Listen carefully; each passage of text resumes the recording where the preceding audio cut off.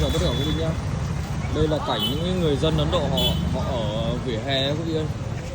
Nấu ăn luôn ở bên vỉa hè này nhá quý vị. Ở đây cũng có một nồi nữa này quý vị ơi. Nhưng mà tối ngủ họ căng bạt ngủ luôn ở đây. Đây để em cho quý vị xem họ nấu cái món gì nhá. Quý vị nhớ like, đăng ký ủng hộ kênh em nhé quý vị ơi.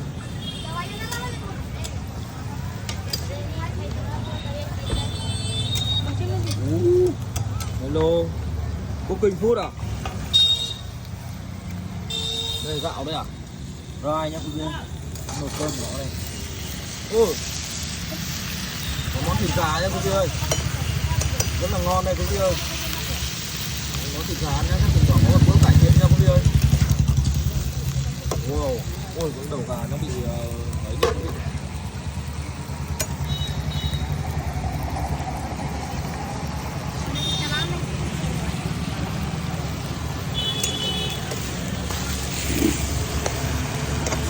Hello, bye bye nha quý vị ơi.